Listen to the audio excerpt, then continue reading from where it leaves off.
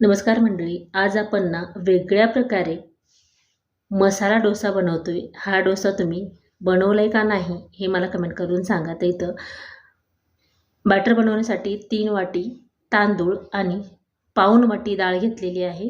तांदूळ जेव्हा वाटायचे त्याच्या 20 मिनिट किंवा अर्धा तास डाळ भिजवून घ्यायची आहे आणि नंतर ती वाटायला घ्यायची, म्हणजे पीठ आंबट जास्त होत नाही. ते मिक्स करून पुन्हा 12 तासासाठी फर्मेंट करून घेतलं होतं. तर इथं 2 पळी बॅटर घेतले, त्यात अर्ध पळी पाणी टाकायचे आहे. असं बॅटर जर घेतलं तुम्ही डोशासाठी तर डोसे तव्याला चिकटून राहतील किंवा ती परफेक्ट अशी होणारच नाही. आता तवा गरम कसा झाला हे पाहायचं आहे. तर हा पण तवा ना थोडासा खराबच झाला आहे, पण त्याला सिझनिंग केल्यासारखं करायचं. थोडंसं पाण्याचा शिपका भरून तेल टाकले आणि परत एखाद्या कपड्याने कॉटनच्या पुसून घ्यायचं आहे. असं केल्यामुळे ना डोसे जे आहेत ते चिकटत नाहीत. आता इथं थोडासा तुम्हाला पेपर डोसा बनवायचा असेल तर पातळ असं करून घ्यायचं आहे, पण इथं मसाला डोसा करायचा आहे. मग खूपच जर पातळ केलं ना तर मग ती आपण जेव्हा वरती टाकतोय मसाले वगैरे तोपर्यंत जळून जातं. तर हलक्या हाताने थोडी पळी फिरवायची, म्हणजे थोडासा जाडसर येतो. तर इथं बघा, तुम्हाला हव्या तेवढ्या आकारात बनवून घेऊ शकता. तर इथं मीडियम गॅस करायचा आहे जेव्हा आपण डोसा असा पसरून घेतो तेव्हा.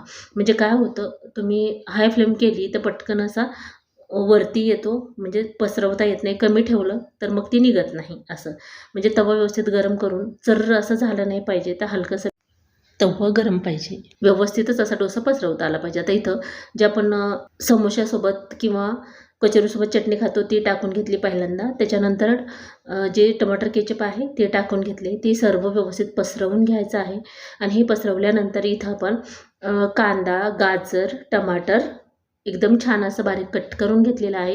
हे तिन्ही एकत्र मिक्स जरी करून थोडंसं चोरून घेऊन त्याच्यामध्ये थोडीशी मिरची पावडर आणि मीठ टाकून एकत्र टाकलं तरीही चालतं आणि थोडीशी कोथिंबीर. इथं मी थोडंसं वेगळं कट करून घेतलेलं आहे आणि तशाच प्रकारे मी या डोशावर टाकून घेते. तर बऱ्याच वेळा काय होतं, आता इथे मीठ टाकून घेतलं आहे थोडंसं, पण हे सर्व मिक्स करून एकदमच हे तिखट आणि मीठ टाकून घेतलं तरीही चालतं. तर गडबडीच्या वेळेमध्ये ना सकाळी चटणी वगैरे बनवा किंवा सांबार बनवा वेळ नसताना, तर त्यावेळेस तुम्ही अशा प्रकारे झटपट करू शकता. खूप भन्नाट असा होतो आणि मुलं काय मोठे सर्वच जण खूप आवडीने खातील, इतका छान होतो. हे बघा, लगेचच असा अद्दर झालेला आहे, म्हणजे भाजलेला आहे हा डोसा. जास्त वेळ बिलकुल लागत नाही. मीडियम गॅसवरच आपण हा छान असा भाजून घेतला आहे आणि हा डोसा गरमागरमच इतका भन्नाट लागतो की नाही चवीला. आणि हे बघा, दिसायला सुद्धा तितका सुरेख दिसतो. अशा थंड वातावरणामध्ये त्यांना हा गरमागरम डोसा खायला खूप भारी वाटतं. हा डोसा तुम्ही मुलांना सुद्धा डब्यासाठी देऊ शकता. सकाळच्या गडबडीत ही झटपट डोशाची रेसिपी तुम्हाला कशी वाटली ती कमेंट करून नक्की सांगा. धन्यवाद.